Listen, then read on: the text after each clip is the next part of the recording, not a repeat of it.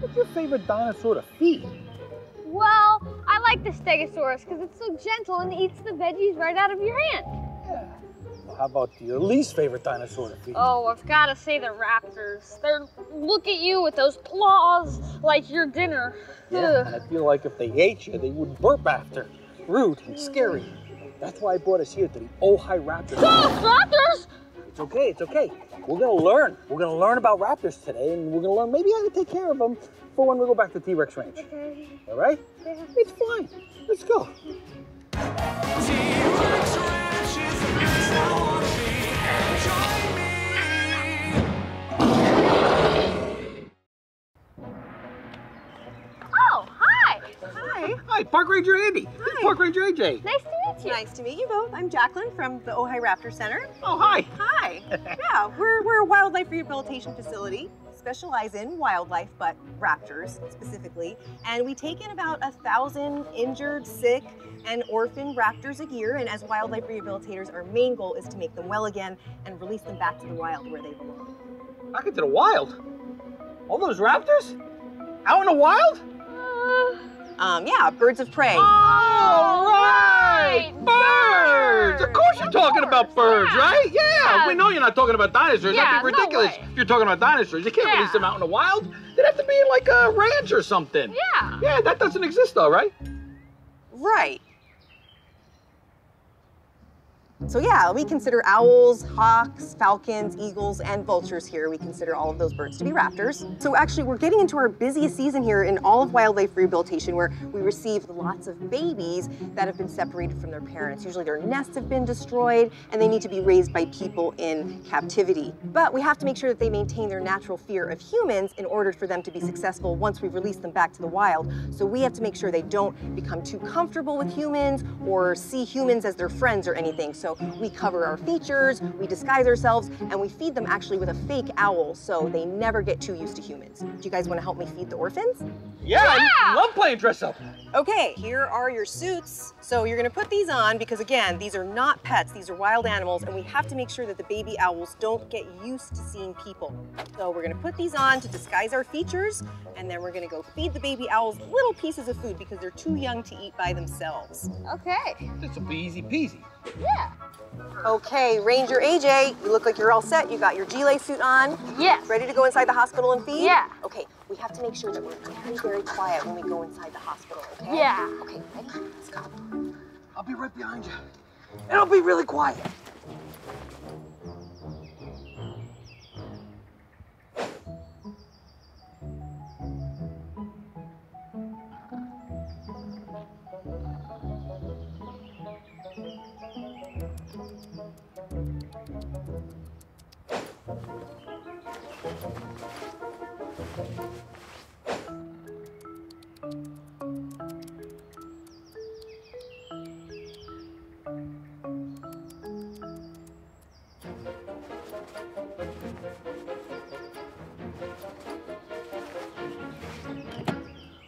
Wow, that whole thing was amazing.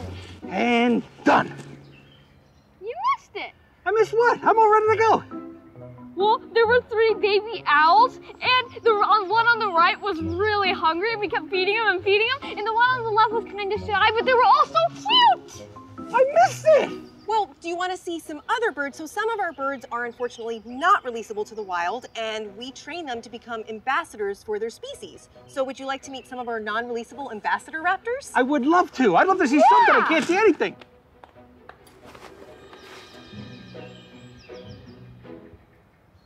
Hi AJ, hi Andy. I'm Kimberly here with our ambassador burrowing owl Topper. Hi, Topper. Hi, Topper. Is that a baby? No, actually, he's full grown. He's about 7 years old. As with dinosaurs, raptors come in all shapes and sizes, and as a matter of fact, about half of the owls in North America are small owls like Topper or even smaller. His eyes just pierce right through your soul. I know, his eyes are pretty amazing, right? All raptor eyes are pretty amazing. Amazing. I've never seen that color yellow on an eye before. And actually, some of the things in his eyes are related to why we have Topper. What do you mean? So, well, with all of our ambassadors, they can't survive in the wild. That's why they live with us as ambassadors. And Topper came to us after having a head injury. and he has some damage to his eyes as well. That's why he can't survive in the wild. So he's a burrowing owl? Yes, he What's is. that mean? Well, although we think of most birds and most owls living mostly in the sky or up high in trees, these guys spend most of their life on the ground, and they actually nest underground. Although these guys are a predator like other raptors, the small raptors are both predator and prey. So basically anything big enough to hunt him, including other raptors, will hunt them. They're also endangered by dogs, feral cats, raccoons, and snakes. So they actually have a super cool way to help protect themselves from predators. When they're feeling threatened or when the babies are in the burrow and feel threatened, they actually make a sound like a rattlesnake. And that wards off most predators. And for the babies, it makes their parents come back home to protect them. So if there's a fight between the owl and a rattlesnake, who's gonna win? Well, that's a tough call. A burrowing owl couldn't actually fight off a rattlesnake the way that a red-tailed hawk or a great horned owl could catch one, but they might be able to ward it off with their snake sounds and otherwise just do something that's called mobbing when they fly at a potential predator to just scare it off. Are they friendly with other owls of their same kind? That's a great question. Okay, good. So because many of their hosts live in colonies, burrowing owls tend to also be colonial. So they can nest just with one pair, but in the past they've actually had populations of thousands of burrowing owls in one place because we had such huge colonies of prairie dogs. Is it true owls can spin their heads all the way around? Well, they can't quite spin their heads 360 degrees all the way around. However, owls and other raptors can look completely over their shoulder. So Topper can turn his head from looking straight at you all the way to looking over his shoulder. It's about 140 degrees. Well, Topper's getting a little tired, so I need to take him home, but Jacqueline is ready to introduce you to another of our super cool ambassador raptors. I think you're gonna love it. Well, I'll be glad to see it. So what's the owl thing? Who? The owl. Who? I'm asking about the owl. Who? The owl says who? Said what? Who? What? Who? I don't get it.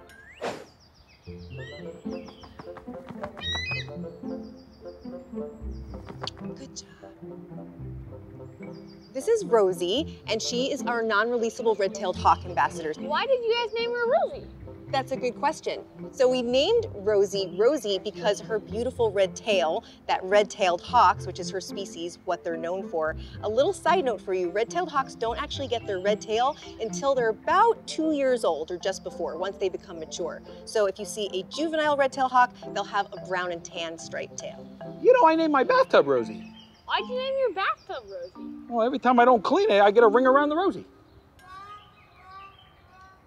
We've had Rosie for 17 years. She came to us when she was only 1 year old, so she was a juvenile with a broken wing in her right wing, actually, in her shoulder. She can't fly well enough to be released to the wild, so that's why we have her. I think there's some confusion about velociraptors and raptors. Raptors are birds of prey. So it's a group of different birds that are predators and they're hunters, and they have sharp hooked beaks and claw-like talons that allow them to hunt and eat other animals. So here at the Raptor Center, we consider hawks, falcons, eagles, owls, and vultures all to be raptors. So they lay eggs like dinosaurs. Yes, exactly. They lay eggs just like dinosaurs. Velociraptors are dinosaurs that were really small and fast that lived between 70 and 90 million years ago. And when paleontologists discovered their fossils for the first time in about the 1920s, they named them velociraptors, which that word actually translates to fast birds of prey, because anatomically or structurally, they're really similar to modern birds of prey, specifically that sharp hooked talon that velociraptors had in their hind foot. But velociraptors were always dinosaurs and raptors were always birds of prey. All birds have actually evolved from dinosaurs. So during the Cretaceous period, this is when most dinosaurs went extinct, there was a very small number of avian dinosaurs, basically bird-like dinosaurs of the theropod group of dinosaurs. So actually, T-Rex was in this group, but only the small theropods survived into the almost 11,000 species of birds that we have on our planet today.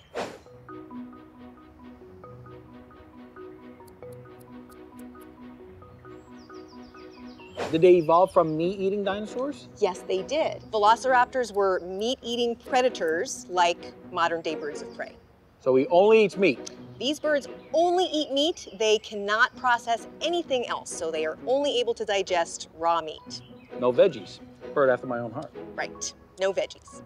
That must be similar to dinosaurs in other ways then. Some dinosaurs supposedly had feathers. Yes, velociraptors and theropods definitely had feathers, and they're starting to think that perhaps all dinosaurs had feathers, as a matter of fact, although none of them actually use them to fly. Like chickens.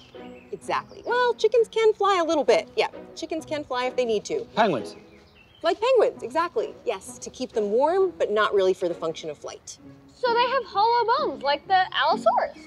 That's a very good question, yes. So really all flighted birds have hollow bones. So larger birds that don't fly, and even smaller birds like penguins, birds that don't fly, have fused bones that are filled with marrow and blood just like ours. But all birds that fly have hollow or pneumatic bones, and their dinosaur ancestors did as well. So thanks so much for coming today. I hope you guys learned something new. We learned so much. So much. Thank you for having us. Thanks. Was that a rattlesnake? Or a burrowing owl. I don't know, but I don't want to find out. Well, if we are, we're using your legs. My legs? It's not fair. Goodbye, thanks a lot.